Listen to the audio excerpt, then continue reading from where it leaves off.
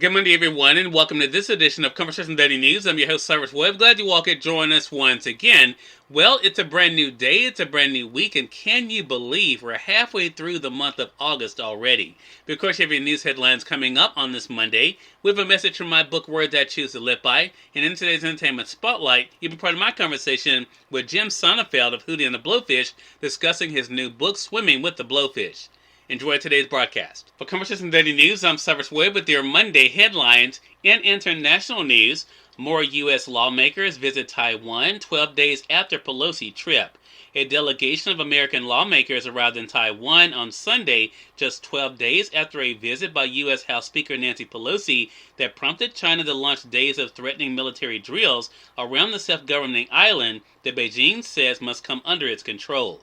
The five-member delegation, led by Ed Markey of Massachusetts, will meet with the president and other officials, as well as members of the private sector, to discuss shared interests, including reducing tensions in the Taiwan Strait and investments in semiconductors. China responded to Pelosi's August 2nd visit by sending missiles, warships, and warplanes into the seas and skies around Taiwan for several days afterwards. The Chinese government objects to Taiwan having any official contact with foreign governments, particularly with a high-ranking congressional leader. A Taiwanese broadcaster showed video of a U.S. government plane landing about 7 p.m. on Sunday at the airport in Taipei, the Taiwanese capital. 4 members of the delegation were on board. In national news, Salman Rushdie on the road to recovery, agent says. Salman Rushdie is on the road to recovery, his agent confirmed on Sunday, 2 days after the author suffered serious injuries in a stabbing at a lecture in New York. The announcement followed news that the lauded writer was removed from a ventilator Saturday and able to talk. His literary agent cautioned that although Rushdie's condition is headed in the right direction, his recovery would be long. Rushdie, 75, suffered a damaged liver and severed nerves in an arm and an eye that he will likely lose, said the agent. Though his life-changing injuries are severe, his usual feisty and defiant sense of humor remains intact, Rushdie's son said in a Sunday statement that stressed the author remained in critical condition. The family's statement also expressed gratitude for the audience members who bravely leapt to his defense, and as well as police, doctors, and the outpouring of love and support. In more national news, police say man killed himself after ramming U.S. Capitol barrier. A man drove his car into a barricade near the U.S. Capitol early Sunday and then began firing gunshots in the air before fatally shooting himself, according to police, who said he did not seem to be targeting any member of Congress. The incident happened just before 4 a.m. at a vehicle barricade set at East Capitol Street Northeast and 2nd Street Southeast in Washington. It comes at a time when law enforcement authorities across the country are facing an increasing number of threats, and federal officials have warned about the potential of violent attacks on government buildings in the days since the FBI's search of former President Donald Trump's Mar-a-Lago estate in Florida. The attack is reminiscent of an incident when a man drove a vehicle into 2 Capitol police officers at a checkpoint in April 2021, killing an 18-year veteran of the force.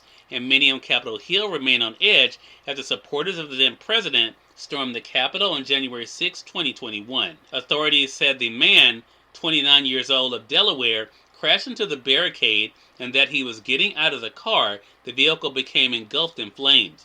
The man then opened fire, firing several shots into the air as police approached. Capitol Police said the man shot himself as the officers neared. He was later pronounced dead. In entertainment news, actor and comedian Teddy Ray dies in Southern California. Teddy Ray, a comedian and actor who appeared on the HBO Max series Pause with Sam Jay, has died, authorities confirmed on Saturday. He was 32 years old. Entertainment companies and some of Ray's fellow comedians reacted with sadness to the news of Ray's death. And finally, in more entertainment news, Bullet Train repeats #1. Top Gun flies back up ranks. The Brad Pitt action film Bullet Train led all movies and ticket sales for a second straight weekend, according to studio estimates on Sunday, while a quiet spell in theaters and incredible staying power allowed Top Gun Maverick to rocket back into 3rd place in its 12th week of release. After launching the previous weekend with about $30 million at the box office, Bullet Train pulled in $13 million in its second go-around. That made the top 5 movies over the weekend. Number 1, Bullet Train with $13 million.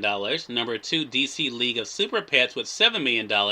Number 3, Top Gun Maverick with $7 million. Number 4 is Thor, Love and Thunder with $5 million.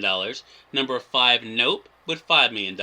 Cyrus Webb, Conversations Daily News. It's now time for a message from my book, Words I Choose to Live By. Enjoy. Good Monday, everyone. I'm Cyrus Webb, and welcome to Words I Choose to Live By. No matter how lonely you might feel or how discouraged you might become, remember that there is one that is larger than your situation that wants nothing but the best for you. Just always believe it yourself. Have an amazing Monday. We are part of my conversation coming up with Jim Sonnenfeld in today's Entertainment Spotlight. Stay with us. You're listening to Conversation Daily News. For Conversation Daily News, I'm Cyrus Webb with Entertainment Spotlight. Jim Sonnenfeld, known from Hootie and the Blowfish, and also the author of the new book Swimming with the Blowfish, joined me on Conversations Live, the radio show, to talk about his extraordinary career in music and life. Here's a bit of our conversation. Jim, thank you so much for the time today. Really appreciate it. Glad to be here, and so excited to have a book out on the shelves, and be able to tell people the journey that I've been on for quite some time. Really exciting to get it out there. Yeah. So let's talk about that experience, Jim, for you, because music is how a lot of us, myself included, got to know you.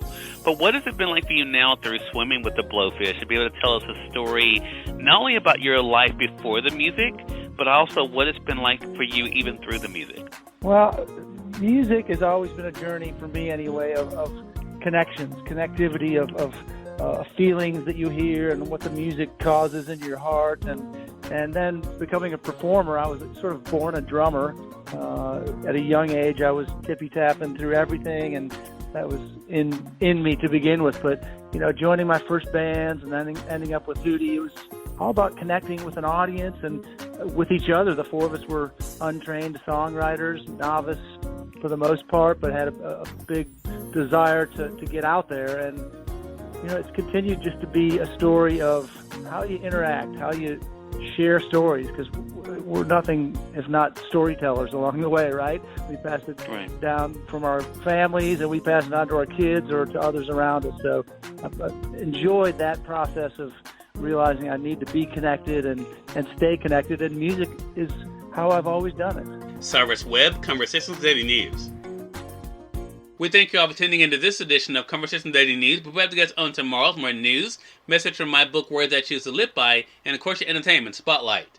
Until then, I'm your host, Cyrus Webb, saying as always, enjoy your day, enjoy your life, enjoy your world. Thank you all for choosing Conversation Daily News today. Now let's go make it a great one.